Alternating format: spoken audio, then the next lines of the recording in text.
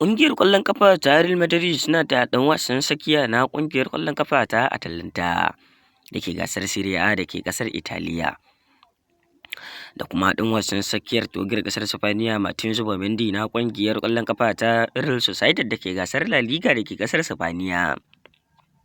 A cikin jerin 'yan wasan tsakiya da suke hari a wannan kasuwar musayar 'yan wasa ta watan Janairu, a cewar kafar yaɗa labarai ta Diario AS.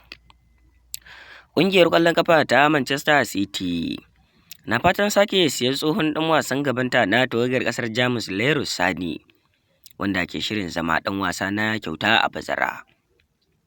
Ƙungiyar ƙwallon ƙafa ta Chelsea da kuma ta Liverpool su ma suna zuwarcin ɗan wasan gaban na ƙungiyar ƙwallon ƙafa ta Bayern Munich, a cewar kafar yaɗa labarai ta PGS da ke ƙasar Spaniya. Kada ku manta da batun danna mana subscribe a cikin wannan YouTube channel din namu mai suna Layin Wasanni TV. Idan wannan shine kasancewar ku da mu a karo na farko domin ci gaba da samun ingantattun labaran wasannin ƙwallon kafa kai tsaye. A nan kuma za ku ji cewar ɗan wasan gaban tawagar ƙasar Spaniya Nico Williams ya fahimci cewar club ɗinsa na mafarki.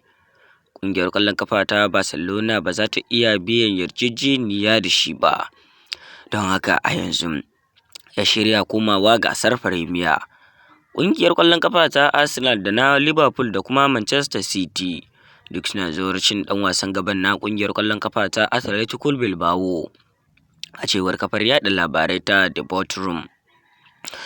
Ƙungiyar ƙwallon ƙafa ta Arsenal na sha'awar sayan ɗan wasan baya na ƙungiyar ƙwallon ƙafa ta Barcelona da kuma tawagar ƙasar Uruguay Ronald Araujo.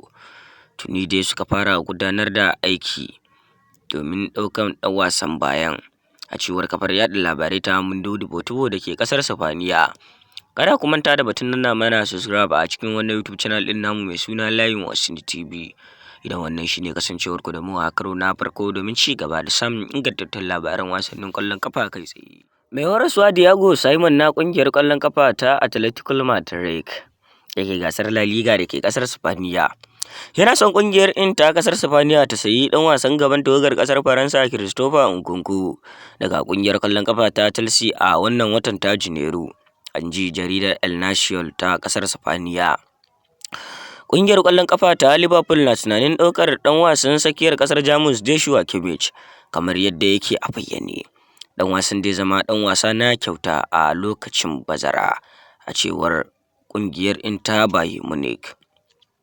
Kada ku manta da batun danna mana subscribe a cikin wannan YouTube channel din namu mai suna Layin Wasanni TV.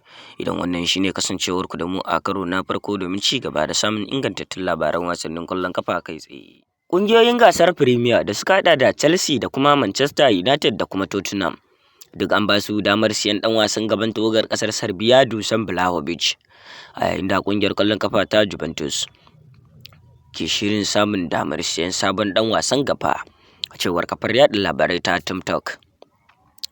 Ƙungiyar ƙwallon ƙafa ta Manchester City da ke gasar Premier na tattaunawa da wakilin ɗan wasan gaban tawagar ƙasar Masar da kuma ƙungiyar ƙwallon ƙafa ta Eintracht Frankfurt Umar Mashmush, kuma suna duba yiwuwar bashi kwantaragi na dogon lokaci, a cewar ɗan jaridar ƙasar Jamus Florian Plettenberg. Kada ku manta da batun danna mana subscribe a cikin wannan YouTube channel din namu mai suna Layin Wasanni TV. Idan wannan shine kasancewar ku da mu a karo na farko domin ci gaba da samun ingantattun labaran wasannin ƙwallon kafa kai tsaye.